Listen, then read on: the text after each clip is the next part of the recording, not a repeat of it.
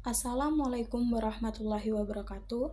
Kepada yang terhormat Ibu Mika Amelia SPD MPD selaku dosen pengampu mata kuliah Pendidikan Kewarganegaraan beserta teman-teman mahasiswa lainnya. Di sini kami dari kelompok 5 izin mempresentasikan materi tentang hak asasi manusia dan sadar pajak.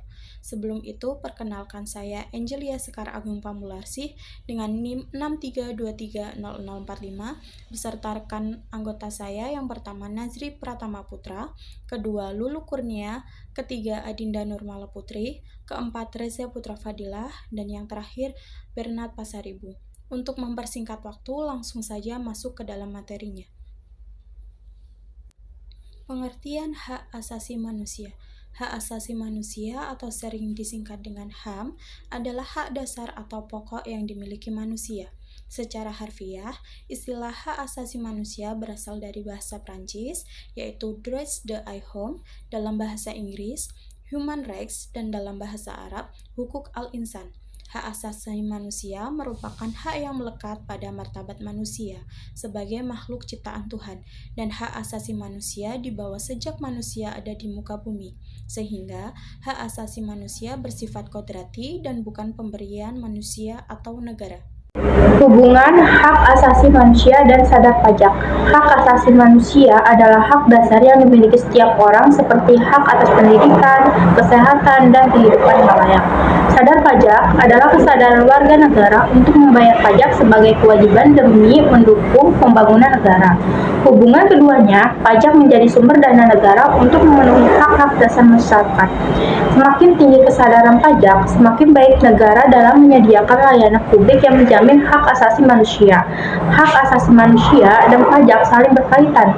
Rakyat punya hak untuk dilindungi, tapi juga punya kewajiban untuk mendukung negara melalui pajak. Pengertian hak asasi manusia menurut para ahli.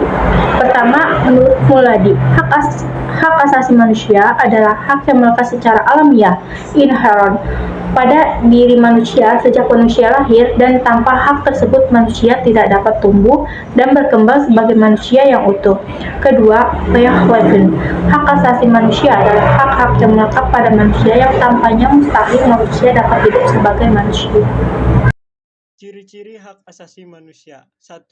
Universal. Berlaku untuk setiap orang tanpa memandang ras, agama, gender, atau status. 2. Tidak dapat dicabut. Hak ini melekat pada setiap manusia dan tidak bisa diambil begitu saja. 3. Hak asasi mendasar. Merupakan hak dasar yang dimiliki sejak lahir. 4. Tidak dapat dibagi atau indivisible. Semua hak saling terkait dan tidak bisa dipisah-pisahkan.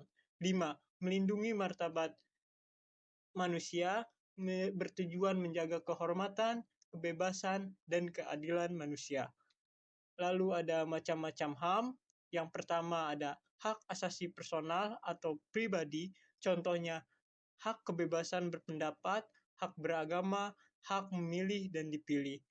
Kedua, hak asasi politik, contohnya hak ikut serta dalam pemerintahan dan hak mendirikan partai politik. Ketiga, hak asasi ekonomi, hak memiliki kekayaan, hak berdagang, dan hak bekerja. Lalu keempat, hak asasi sosial dan budaya. Contohnya hak mendapat pendidikan dan hak mengembangkan budaya. Kelima ada hak asasi hukum, contohnya hak mendapat perlakuan yang sama di mata hukum dan hak atas pembelaan hukum. Keenam ada hak asasi pengadilan, contohnya hak atas pengadilan yang adil dan hak untuk dianggap tidak bersalah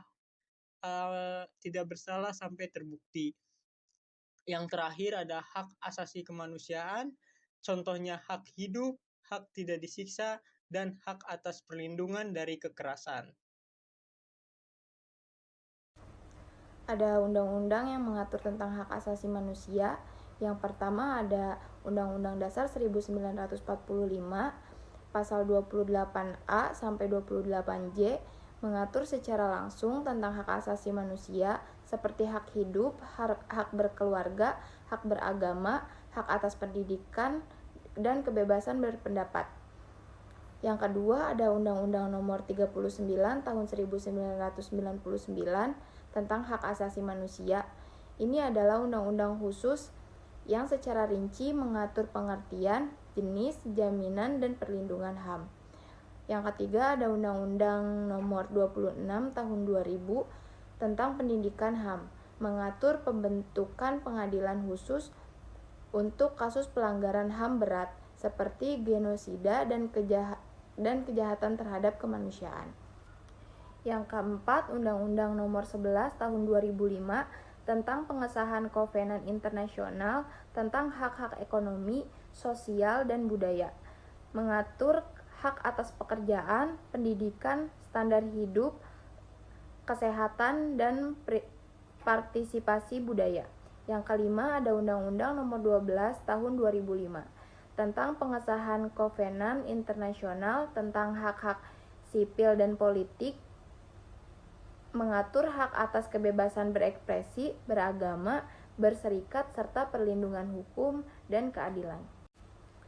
Lalu pengertian sadar pajak. Sadar pajak adalah kesadaran individu atau masyarakat untuk memenuhi kewajiban pembayar pajak secara sukarela, tepat waktu, dan benar.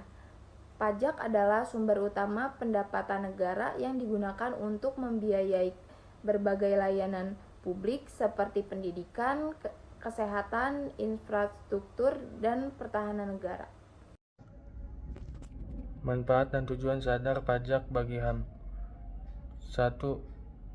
Mendukung terpenuhinya hak-hak warga negara. 2. Menciptakan keadilan dan kesetaraan sosial. 3. Memperkuat peran negara dalam melindungi HAM. 4.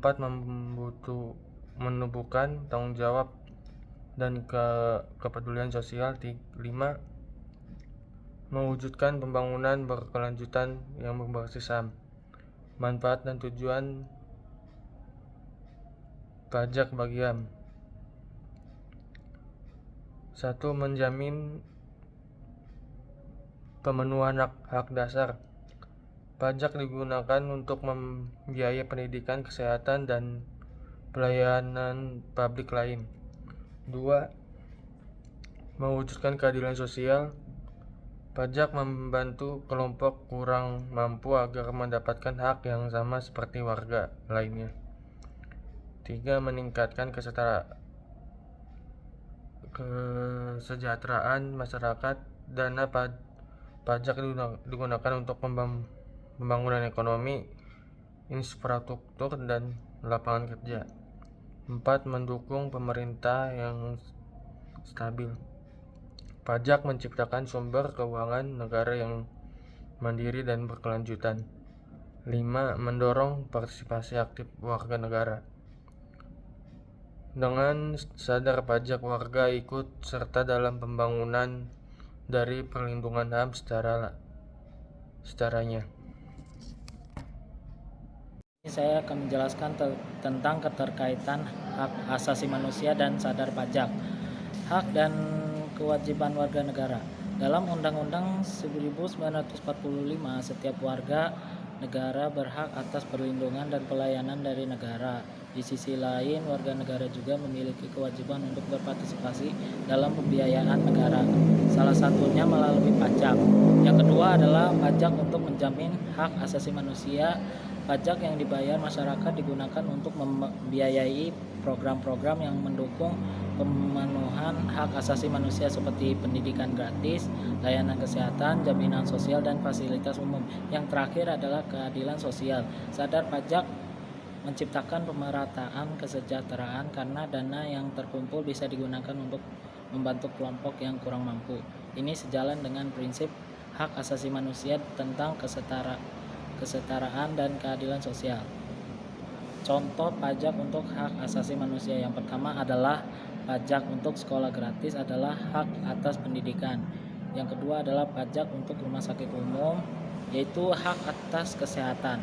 Yang ketiga adalah pajak untuk jaminan sosial, yaitu hak atas kesejahteraan. Yang terakhir adalah jalan dan transportasi, hak atas mobilitas dan pekerjaan.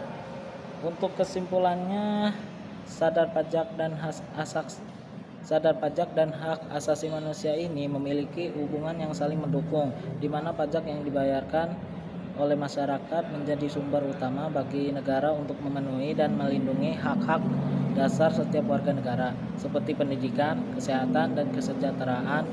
Dengan meningkatkan kesadaran pajak, masyarakat tidak hanya menjalankan kewajiban sebagai warga negara, tetapi juga turut serta dalam mewujudkan keadilan sosial dan pembangunan yang menjamin hak asasi manusia bagi semua.